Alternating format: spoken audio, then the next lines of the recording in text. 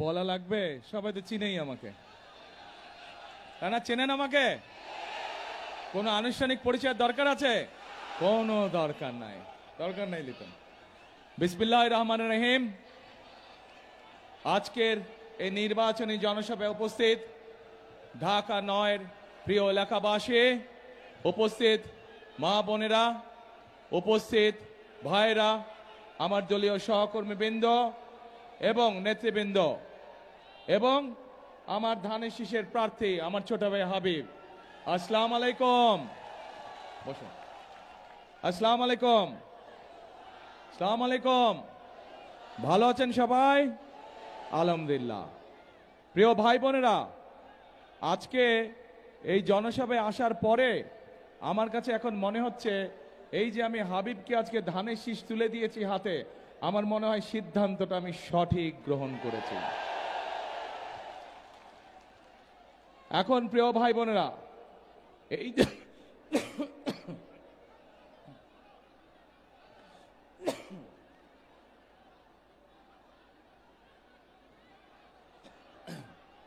এই যে নির্বাচনী জনসভা, এই নির্বাচনী জনসভার যে মঞ্চ, এই মঞ্চের সামনে কতগুলো মানুষ বসে আছেন।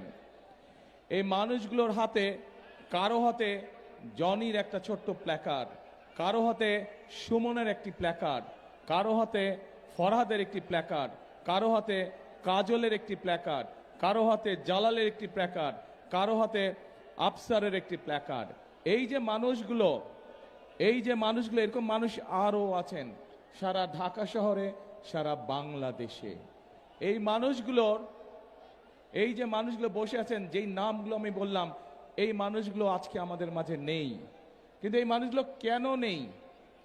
এই মানুষগুলো এই যে 12 তারিখে নির্বাচনে যে আপনারা ভোট দিতে যাবেন, অর্থাৎ আপনাদের যে রাজনৈতিক অধিকার আপনারা প্রয়োগ করতে যাচ্ছেন, এই অধিকার আদায়ের জন্য এই মানুষগুলোকে শহীদ হতে হয়েছে। এই মানুষগুলো সহ আরো লক্ষ লক্ষ মানুষ অবর্ণনীয় নির্যাতন, অত্যাচার সহ্য করেছে, কিন্তু তারা বাংলাদেশের মানুষের অধিকারকে প্রতিষ্ঠিত করেছে। তারা এই দেশ থেকে স্বৈরাচারকে গত 5ই আগস্ট বিদায় করেছে। প্রিয় ভাই বোনেরা, আজ 12 তারিখে বাংলাদেশের মানুষের বহুল প্রত্যাশিত সেই নির্বাচন, যেখানে মানুষ তার ইচ্ছা মতন, তার পছন্দের মতন মানুষদেরকে ভোট দিতে চায়, সেই পরিস্থিতি আজকে তৈরি হয়েছে। এখন প্রিয় ভাই বোনেরা, এই যে এই পরিস্থিতি, এই যে ভোট দেওয়া, এই যে 12 তারিখে যে বিষয়টি, এইটি শুধুমাত্র ভোট দেওয়ার ভিতরে সীমাবদ্ধ রাখলে চলবে না। যেমন আমরা ভোট দেব, বাংলাদেশের মানুষ ভোট দিয়ে তাদের প্রকৃত জনপ্রতিনিধি, প্রকৃত বন্ধুকে বের করে নিয়ে আসবে, নির্বাচিত করবে, নির্ধারিত করবে। ঠিক একইভাবে এই নির্বাচনটি কিন্তু হতে হবে আরেকটি লক্ষ্য, এই নির্বাচনের আরেকটি উদ্দেশ্য থাকবে। কি সেই লক্ষ্য বা কি সেই উদ্দেশ্য? সেই লক্ষ্য বা উদ্দেশ্য হচ্ছে দেশকে আমাদের পুনর্গঠন করতে হবে, বাংলাদেশকে পুনর্গঠন করতে হবে, নতুন করে তৈরি করতে হবে। আপনারা কি দেশ পুনর্গঠনে আছেন? আমরা কি একসাথে কাজ করে এই দেশকে তৈরি করব? ইনশাআল্লাহ। প্রিয় ভাই বোনেরা, এই যে একটু আগে হাবিব এখানে তার এলাকার সমস্যার কথা বলেছে। হাবিব বলেছে এই এলাকায় খেলার মাঠ নাই। আমাদের কি এলাকায় খেলার মাঠ আছে? নাই। দরকার আছে? তাহলে আসুন 12 তারিখে ধানের শীষকে নির্বাচিত করে, 12 তারিখে বাংলাদেশের ধানের শীষের সরকার প্রতিষ্ঠা করে আমরা খেলার মাঠ তৈরি করার কাজে ইনশাল্লাহ হাত দিব। জনগণের যদি খেলার মাঠ প্রয়োজন হয়, ইনশাল্লাহ বিএনপি সরকার খেলার মাঠ তৈরি করবে ইনশাল্লাহ। প্রিয় ভাই বোনেরা, এই এলাকার মানুষের আরেকটি সমস্যার কথা আপনাদের সন্তান হাবিব উল্লেখ করেছে, সেটি হচ্ছে মানুষের চিকিৎসা সুবিধা। এখানে যেই হাসপাতালটি আছে,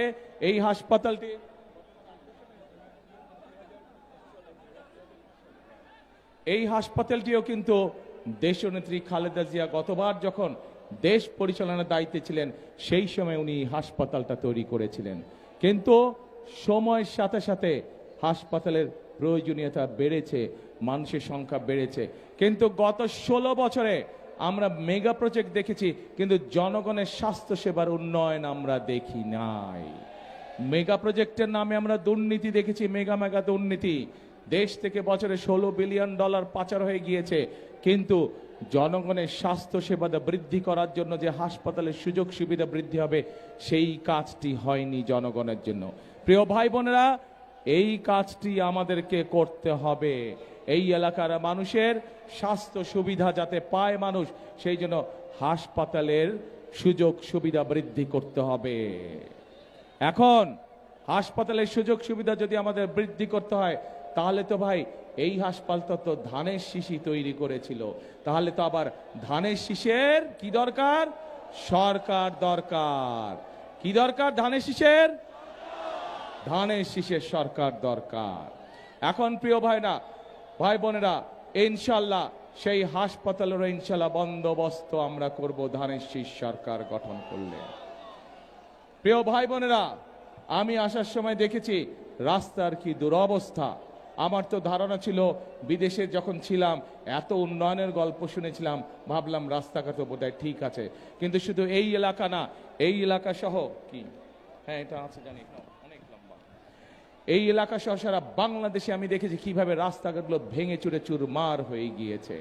আমাদেরকে এলাকার মানুষের চলাচলের জন্য রাস্তাঘাটও আমাদেরকে নির্মাণ করতে হবে, সেই কাজে ইনশাল্লাহ আমরা হাত দিব। একই সাথে জলবদ্ধতার যেই সমস্যা আছে, এই জলবদ্ধতার সমস্যা এই এলাকা সহ সারা ঢাকা শহরে আছে। সারা ঢাকা শহরের মানুষ বর্ষাকালে এই কষ্টে ভুগতে হয়।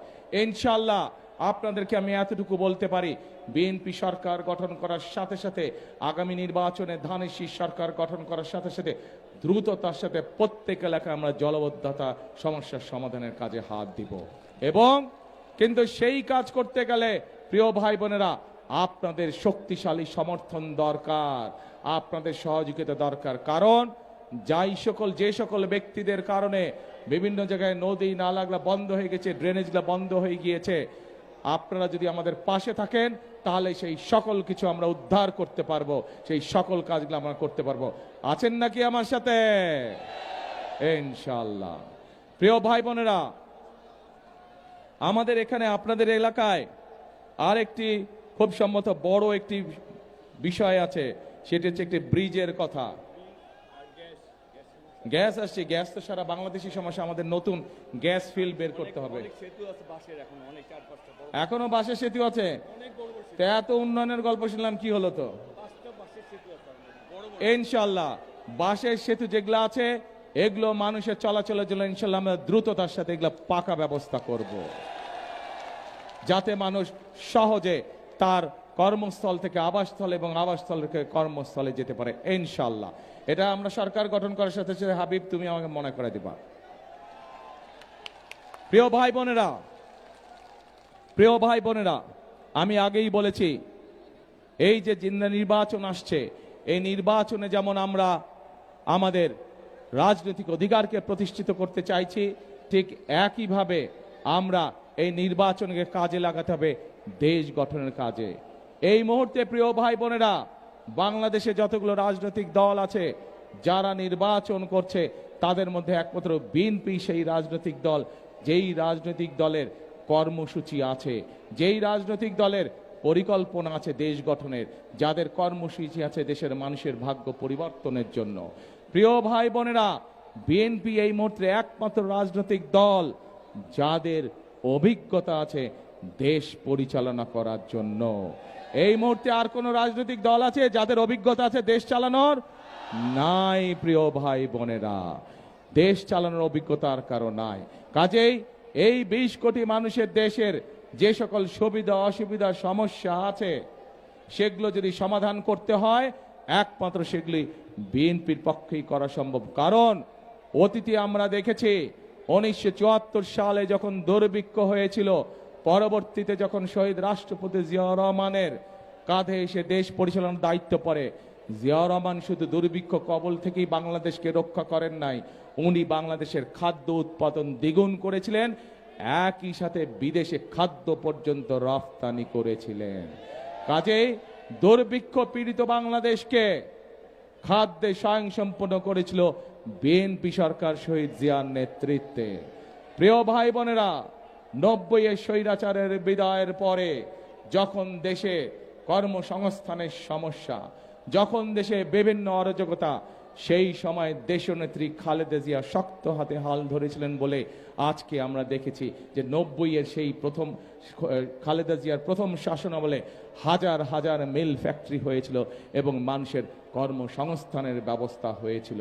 শুধু তাই নয়, আমরা দেখেছি খালেদা জিয়া কিভাবে এই দেশের মেয়েদের শিক্ষিত করার জন্য ক্লাস 1 থেকে ইন্টারমিডিয়েট পর্যন্ত শিক্ষা ব্যবস্থা মেয়েদের জন্য ফ্রি করে দিয়েছিলেন।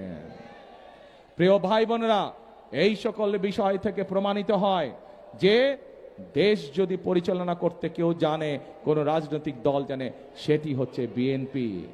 প্রিয় ভাই বোনেরা, 2001 সালে যখন বিএনপি সরকার গঠন করে আপনাদের সমর্থন নিয়ে, বাংলাদেশের জনগণের সমর্থন নিয়ে, তখন বিএনপির কাঁধে ছিল তখন বাংলাদেশের কাঁধে ছিল দুর্নীতির তকমা। বেগম খালেদা জিয়ার নেতৃত্বে পরিচালিত সরকার 2006 সালে যখন সরকার ছেড়ে দেয়, তখন বেগম খালেদা জিয়া সরকার সেই বাংলাদেশকে দুর্নীতির তকমা থেকে বের করে আনতে সক্ষম হয়েছিলেন। কাজেই এই দেশে যে দুর্নীতি গত 16 বছর ধরে আমরা দেখেছি, সেই দুর্নীতি থেকে যদি দেশকে বের করতে হয় তাহলে একমাত্র বিএনপির পক্ষেই সেটি করা সম্ভব। কারণ বিএনপির সেই অভিজ্ঞতা আছে। খালেদা জিয়ার সময় দুর্নীতি দমন কমিশন যেটা করা হয়েছিল সেটিকে সম্পূর্ণ স্বাধীন রাখা হয়েছিল। যে কোনো ব্যক্তির যদি দুর্নীতির তদন্ত করতে হতো তাহলে তারা স্বাধীনভাবে তদন্ত করতে পারত, তাদেরকে সরকারের পক্ষ থেকে কোনো রকম পারমিশন নেওয়ার দরকার ছিল না। খালেদা জিয়ার সেই হিম্মত ছিল বলেই, বিএনপি সরকারের সেই হিম্মত ছিল বলেই তারা দুর্নীতি দমন কমিশনকে 100% স্বাধীন করে দিয়েছিল। প্রিয় ভাই বোনেরা, এই দেশের আইন শৃঙ্খলা যদি বলতে হয়, শহীদ রাষ্ট্রপতি জিয়াউর রহমানের শাসন আমল, এখানে বহু মুরব্বী উপস্থিত আছেন। মুরব্বীদের কাছে জিজ্ঞেস করলেই জানা যাবে যে দেশ স্বাধীনের পরে যারা দেশ পরিচালনার দায়িত্বে ছিল তাদের সময় দেশের শাসন ব্যবস্থা কি ছিল, এবং পরবর্তীতে যখন শহীদ রাষ্ট্রপতি, এই যে এখানে মুক্তিযোদ্ধারাও আছেন, মুক্তিযোদ্ধারা বলতে পারবেন যে দেশ স্বাধীনের পরে দেশের আইন শৃঙ্খলার অবস্থা কি ছিল। কিন্তু পরবর্তীতে যখন শহীদ রাষ্ট্রপতি জিয়াউর রহমান দেশের পরিচালনার দায়িত্ব পেলেন, কিভাবে উন্নয়ন হয়েছিল দেশের আইন শৃঙ্খলা অবস্থা। একইভাবে দেশ ও নেত্রী খালেদা জিয়া যখন দেশের শাসন পরিচালনা করছিলেন, সেই সময় কিভাবে চাঁদাবাজি, কিভাবে বিভিন্ন আইন শৃঙ্খলা পরিস্থিতি নিয়ন্ত্রণ করেছিলেন। মা বোনেরা সেই সক্ষম নিরাপদে যে কোনো সময় রাস্তায় হাঁটাচলা করতে পারত। ক্ষুদ্র ব্যবসায়ীরা, ক্ষুদ্র মাঝারি সকল ধরনের ব্যবসায়ীরা নিরাপদে তাদের ব্যবসা বাণিজ্য সব কিছু করতে পারত। অর্থাৎ এই রেকর্ডও বিএনপির আছে, কিভাবে দেশকে দুর্নীতির থেকে টান দিয়ে বের করে নিয়ে আসতে হয়, কিভাবে দেশের আইন শৃঙ্খলা রক্ষা করতে হয়, কিভাবে মানুষের বেকার যুবকদের কর্মসংস্থানের ব্যবস্থা করতে হয়, কিভাবে নারীদের শিক্ষার ব্যবস্থা করতে হয়, কিভাবে দেশে মিল কারখানা তৈরি করে কর্মসংস্থানের ব্যবস্থা করতে হয়, এই সকল কিছুর অভিজ্ঞতা বিএনপির আছে। সেজন্যই আমি আপনাদেরকে বলেছি যে দেশকে যদি সঠিকভাবে পরিচালনা করতে হয় দরকার কর্মসূচি। দেশকে যদি মানুষের প্রত্যাশা অনুযায়ী দেশ পরিচালনা করতে হয় তাহলে দরকার পরিকল্পনা, যা বিএনপির আছে। এবং দেশকে যদি সামনে দিকে নিয়ে যেতে হয়, 20 কোটি মানুষের দেশ চালানো এত সহজ ব্যাপার নয়, কিন্তু সেটির জন্য দরকার অভিজ্ঞতা, এবং সেই অভিজ্ঞতা একমাত্র কোন দলের আছে? বিএনপির আছে। প্রিয় ভাই বোনেরা, আমরা আন্দোলন সংগ্রাম করেছি, আমাদের সহকর্মীরা, আমাদের ছোট ভাইরা গত 16 বছর জীবন উৎসর্গ করেছে। গত জুলাই আগস্টে বহু মানুষ জীবন উৎসর্গ করেছে। মুক্তিযোদ্ধারা 1971 সালে জীবন বাঁচিয়ে রেখে জীবন উৎসর্গ করে এই দেশকে স্বাধীন করেছে।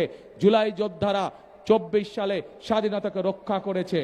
এখন আমাদেরকে দেশ গঠন করতে হবে।